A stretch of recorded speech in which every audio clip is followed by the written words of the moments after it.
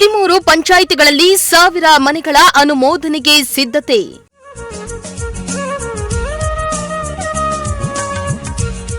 ಚಿಕ್ಕನಾಯಕನಹಳ್ಳಿಯಲ್ಲಿ ಶಾಸಕ ಸಿಬಿ ಸುರೇಶ್ ಬಾಬು ಭರವಸೆ.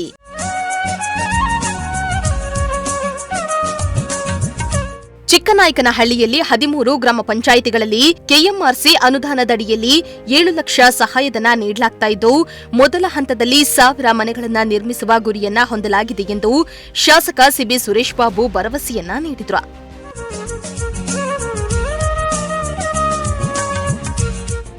ಇನ್ನು ತಾಲೂಕಿನ ಶೆಟ್ಟಿಕೆರೆ ಹೋಬಳಿ ದುಗ್ಗಡಹಳ್ಳಿ ಗ್ರಾಮ ಪಂಚಾಯಿತಿಯಲ್ಲಿ ನೂತನ ಭಾರತ್ ನಿರ್ಮಾಣ ಸೇವಾ ಕೇಂದ್ರ ಉದ್ಘಾಟನೆಯನ್ನ ನೆರವೇರಿಸಿ ಮಾತನಾಡಿದ ಅವರು, ನಾವು ಈಗಾಗಲೇ ತಾಲೂಕಿನಲ್ಲಿ ಮೊದಲ ಹಂತದಲ್ಲಿ 1000 ಮನೆಗಳ ನಿರ್ಮಾಣ ಮಾಡುವ ಕಾರ್ಯವನ್ನ ಹಮ್ಮಿಕೊಂಡಿದ್ದೇವೆ. ಇದಕ್ಕಾಗಿ 13 ಗ್ರಾಮ ಪಂಚಾಯಿತಿಗಳಲ್ಲಿ 7 ಲಕ್ಷದ ಸಹಾಯಧನವನ್ನ ನೀಡಲು ನಿರ್ಧರಿಸಲಾಗಿದೆ. ಇತ್ತ 5,000 ಮನೆಗಳ ರಿಪೋರ್ಟ್ ಅನ್ನ ಸರ್ಕಾರದ ಅನುಮೋದನೆಗೆ ಕಳಿಸಿಕೊಡಲಾಗಿದೆ.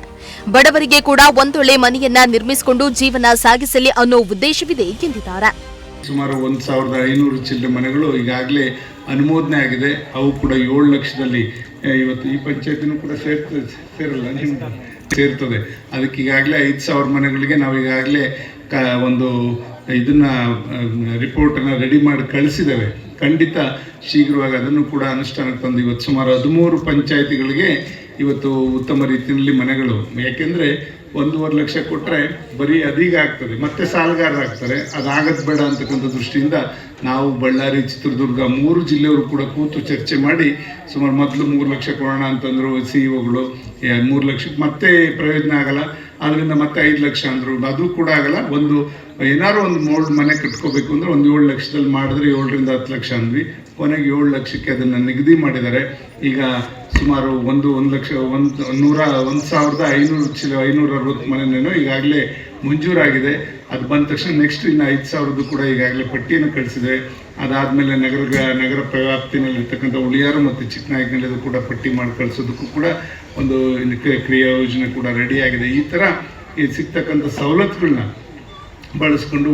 ಇನ್ನು ಕಾರ್ಯಕ್ರಮದ ಅಧ್ಯಕ್ಷತೆಯನ್ನ ವಹಿಸಿದ್ದ ಗ್ರಾಮ ಪಂಚಾಯಿತಿ ಅಧ್ಯಕ್ಷೆ ಮಂಜುಳಾ ಮಾತನಾಡಿ, ಸುಸರ್ಜಿತ ಸೌಲಭ್ಯವುಳ್ಳ meeting hall, computer room, PDO ಕಾರ್ಯದರ್ಶಿ, ಅಧ್ಯಕ್ಷರು, ಸದಸ್ಯರುಗಳ ಕೊಠಡಿ, ರೆಕಾರ್ಡಿಂಗ್ ರೂಮ್, ಶೌಚಾಲಯ ಒಳಗೊಂಡ 35.5 ಲಕ್ಷ ವೆಚ್ಚದ ನೂತನ ಕಟ್ಟಡ ಇದಾಗಿದ್ದು, ಸುತ್ತಮುತ್ತಲಿನ ಗ್ರಾಮಸ್ಥರು ಸದುಪಯೋಗ ಪಡಿಸಿಕೊಳ್ಳಿ ಎಂದಿದ್ದಾರೆ. ಒಂದು ಕಟ್ಟಡವನ್ನ ನಾವು ನಿರ್ಮಿಸಿದ್ದೀವಿ.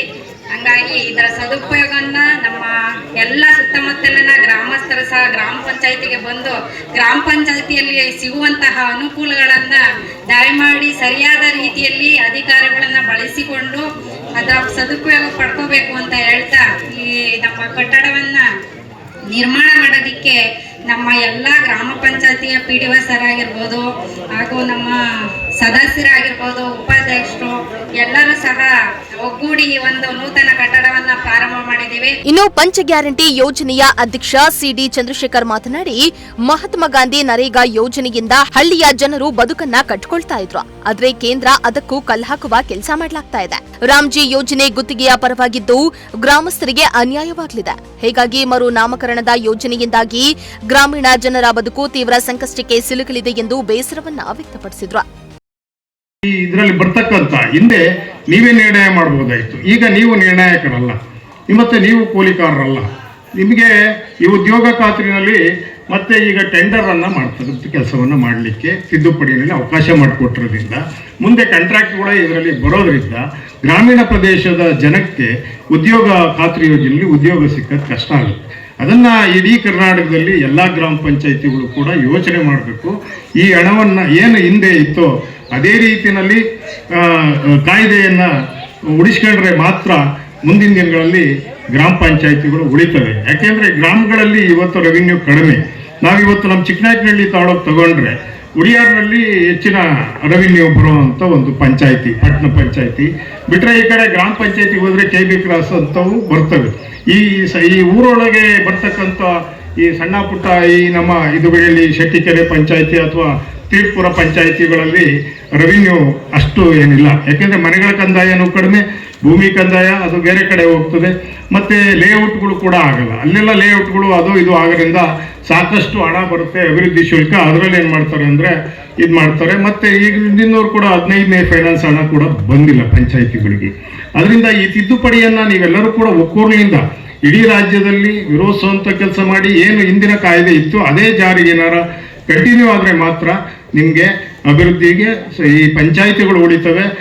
ಇನ್ನು ಈ ವೇಳೆ ತಹಸೀಲ್ದಾರ್ ಮಮತಾ ಎಂ, ಕಾರ್ಯನಿರ್ವಹಣಾಧಿಕಾರಿ ದೊಡ್ಡಸಿದ್ದಯ್ಯ, ಉಪಾಧ್ಯಕ್ಷೆ ಮೈತ್ರಿ, ಸದಸ್ಯರಾದ ರಾಜಶೇಖರ್, ಗೋಪಾಲ್, ಧನಂಜಯ್, ಲಲಿತಮ್ಮ, ರಂಜಿತಾ, ಪಿಡಿಒ ಭೈರಪ್ಪ, ಚಂದ್ರಶೇಖರ್ ಸೇರಿದಂತೆ ಸಿಬ್ಬಂದಿ, ಗ್ರಾಮಸ್ಥರು ಹಾಜರಿದ್ದರು.